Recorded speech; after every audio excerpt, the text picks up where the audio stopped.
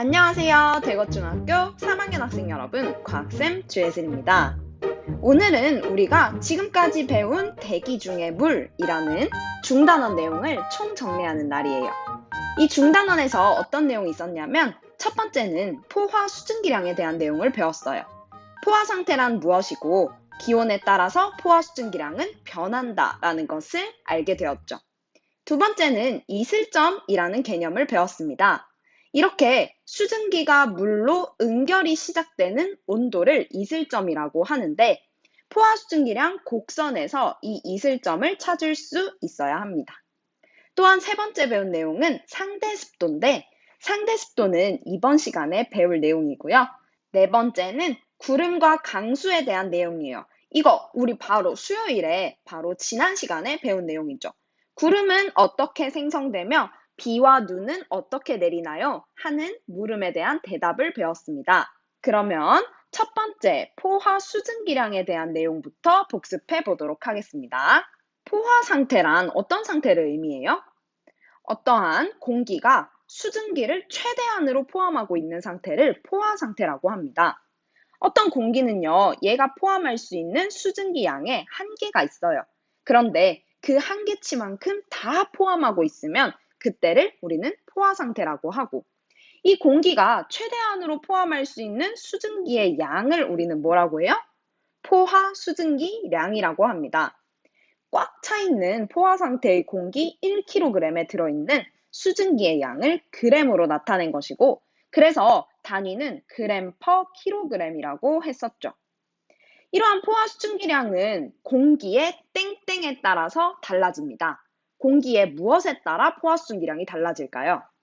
그렇죠. 공기의 온도, 기온에 따라서 포화 수증기량은 달라지는데 기온이 높아지면 높아질수록 포화 수증기량은 어떻게 돼요? 증가하게 됩니다. 그래프로 보면 이렇게 나타낼 수가 있죠. 기온이 높아지면 높아질수록 포화 수증기량이 높아지는구나. 그리고 이 그래프에 대한 해석이 굉장히 중요하죠.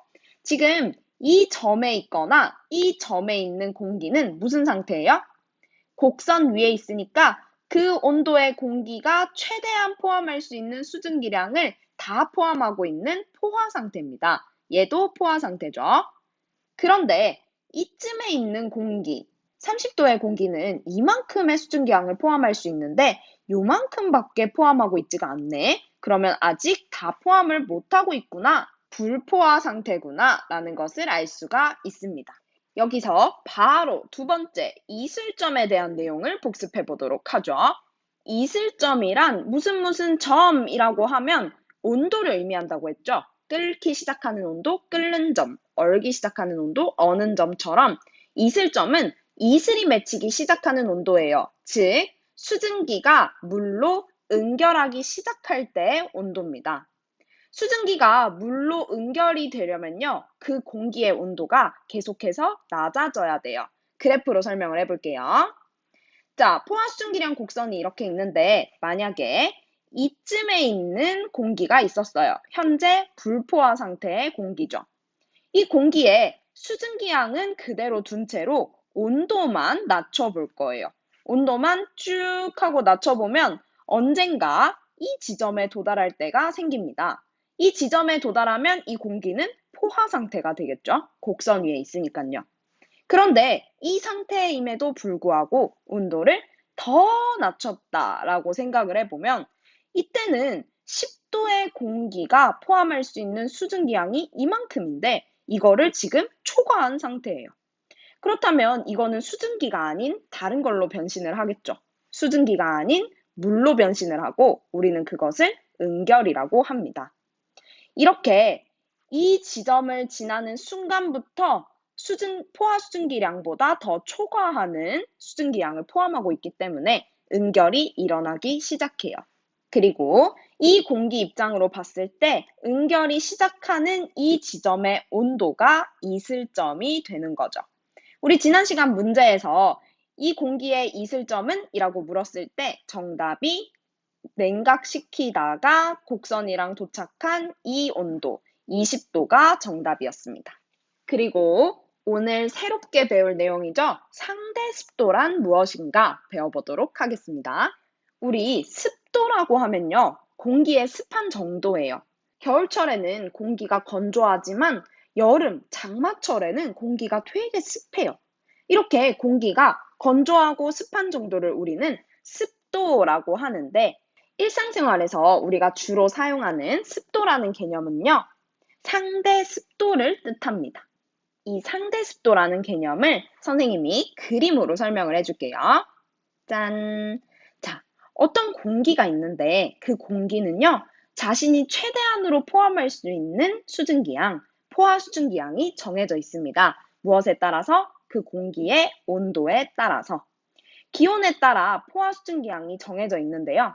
이 포화 수증기량, 최대한으로 포함할 수 있는 수증기양은 이만큼인데, 현재 포함하고 있는 수증기양은 이만큼이에요. 이 공기가 최대한으로 포함할 수 있는 수증기양, 포화 수증기양에 비해서 현재 수증기양은 그 비율이 어떠한가? 그것이 바로 상대습도입니다. 상대습도를 교과서 정의로 읽어보면 이렇게 나와요. 현재 기온에 포화 수증기양이 있어요. 그런데 포화 수증기량과 달리 현재 실제 수증기양은 어느 정도의 비율을 차지하고 있는가 하는 것을 퍼센트로 나타낸 것을 상대습도라고 합니다. 식으로 나타내보면 상대습도의 단위는 퍼센트예요. 왜냐하면 포화 수증기량, 현재 이 공기가 최대한으로 포함할 수 있는 그 수증기양에 현재 수증기양은 얼만큼의 비율을 차지하는지를 알기 위해 곱하기 100을 하기 때문에 상대습도의 단위는 퍼센트가 됩니다. 이것을 조금 더 풀어서 얘기하면 이렇게 할 수 있죠. 현재 기온에 포화 수증기양이 있는데 이 중에서 현재 실제 수증기양의 비율은 어떠합니까? 라는 것을 곱하기 100 하면 상대습도가 나온다는 것이죠. 다시 한번 말하면 이 공기가 포함할 수 있는 최대한의 수증기양에 현재 실제로 존재하는 수증기양은 얼만큼의 비율을 차지하는가? 그것이 상대습도입니다. 상대습도가 달라지려면 포화 수증기량이 달라지거나 아니면 현재 수증기량이 달라지면 되겠죠. 그러면 일단 현재 수증기량이 많아진다고 생각을 해보겠습니다. 수증기량이 많아지면요, 포화 수증기량은 그대로 유지한 채로 현재 수증기량만 커졌어요. 그러면 포화 수증기량에 비해서 현재 수증기량이 차지하는 비율이 어떻게 됐어요? 증가했죠. 이것은 우리가 상대 습도가 증가했다라고 얘기할 수가 있습니다. 지금은 현재 수증기량을 변화시켰는데 포화 수증기량이 변화되면 어떻게 될까요? 자, 이 경우를 한번 보시죠. 지금 포화 수증기량은 이만큼, 현재 수증기량은 이만큼인데요. 우리가 포화 수증기량을 변화시키기 위해 기온을 낮출 거예요. 기온이 낮아지면 포화 수증기량은 어떻게 되나요? 그렇죠. 기온이 낮아지면 포화 수증기량도 작아집니다. 기온이 낮아지면요, 현재 수증기량은 그대로지만 포화 수증기량이 작아져요. 이렇게 되면 현재 수증기량이 차지하는 비율이 어떤가요?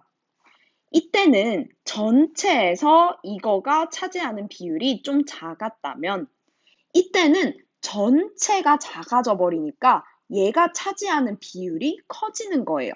그래서 기온이 낮아져서 포화 수증기량이 낮아진다면 상대 습도는 현재 수증기량이 차지하는 비율이니까 커진다고 알 수가 있습니다. 우리가 하루를 살아가는데 상대 습도는 어떻게 변화하고 있을까요? 기준은 맑은 날 기준으로 하루 동안 상대 습도가 어떻게 변하는지 그래프로 알아보면 이렇게 나타낼 수가 있습니다. 지금 우리가 알고 싶은 상대 습도는 여기 있죠. 그런데 다른 정보들이랑 같이 있어요. 기온은 이렇게 하루 동안 변하고요. 이슬점은 이렇게 변하고 있습니다. 자, 여기서 일단은 상대 습도가 가장 높은 지점을 한번 선택을 해볼게요. 상대 습도는 0시부터 24시 중에 어디에서 제일 높나요? 그쵸? 이때 제일 높네요. 이때는 약 아침 7시 정도 되는데 이때 기온을 한번 보면 기온이 어때요? 상대적으로? 굉장히 낮네요. 기온이 낮은 시기에 상대 습도는 가장 높다는 것을 알 수가 있습니다. 그럼 반대로 상대 습도가 가장 낮은 곳은 어디예요? 여기네요. 오후 3시 지점이죠. 오후 3시 지점은 상대 습도가 가장 낮은데 이 지점에서 온도, 기온을 한번 보면 기온은 가장 높을 때예요. 그럼 우리가 정리를 해보면 기온이 낮을 때는 상대 습도가 높고요. 기온이 높을 때는 상대 습도는 반대로 낮다는 것을 알 수가 있습니다. 여기에 정리해 둔 것처럼요. 자, 이렇게 상대 습도는 이슬점의 영향을 받는 것이 아니라 기온의 영향을 받습니다. 기온과 반대로 가고 있는 반비례 양상을 보이고 있죠. 이슬점은 뭔가 거의 변화 없이 이렇게 일정하다면 상대 습도는 그 변화가 기온의 변화와 반대로 가고 있습니다. 이것을 보고 상대 습도는 기온의 영향을 많이 받는구나 라는 것을 알 수 있죠. 그렇다면 기온이 높은 이 낮에는 어떠한 상대 습도의 변화가 있냐면 자, 지금 여기를 보면 기온이 점점 높아지고 있죠. 그런데 상대 습도는 점점 낮아지는 거예요. 기온이 높아지면 왜 상대 습도가 낮아질까요? 그림으로 봅시다. 기온이 높아지면요. 기온이 높아진 만큼 포화 수증기 양이 증가하겠죠. 왜냐하면 기온이 증가할수록 포화 수증기량은 증가한다는 그래프 우리 본 적 있죠. 그렇기 때문이에요. 포화 수증기량이 증가하면 현재 수증기량은 그대로인데 이 포화 수증기량이 커지면서 이 현재 수증기량이 차지하는 비율인 상대 습도는 비교적 낮아지게 되는 것이죠. 그래서 기온이 높아지면 상대 습도가 낮아지는 거예요. 그렇다면 반대로 기온이 낮아지는 밤이나 새벽, 이쪽 구간은 어떨까요? 지금 보면 기온은 계속 낮아지고 있네요. 기온은 계속 낮아지고 이거에 비교해서 상대 습도는 조금씩 올라가고 있어요. 왜 기온이 낮아지면 상대 습도는 반대로 증가할까요? 한번 보면 이런 공기의 입장에서 기온이 낮아지면요. 포화 수증기량은 같이 작아집니다. 현재 수증기량이 일정하다고 생각하고 포화 수증기량이 이렇게 작아지면요.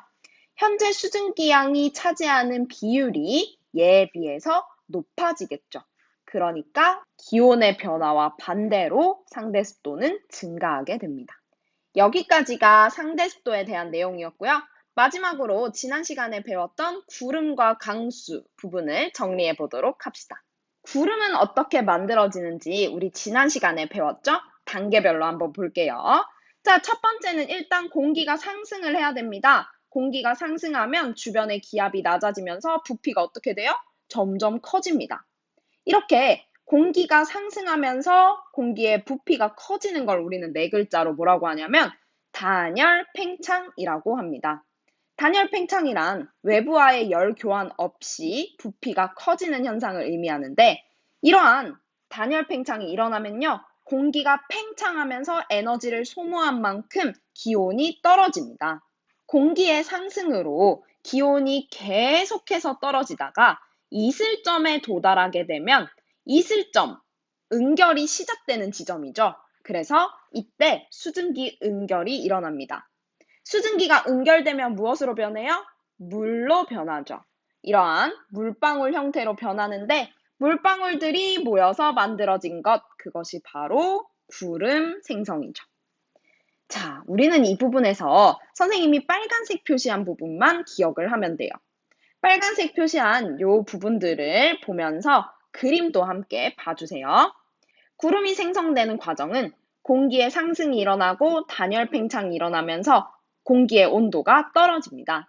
공기의 온도가 상승하는 만큼 계속 떨어지다가 이슬점에 도달하게 되면 수증기의 응결이 일어나게 되고 물방울들이 모여서 구름이 만들어지는 과정입니다.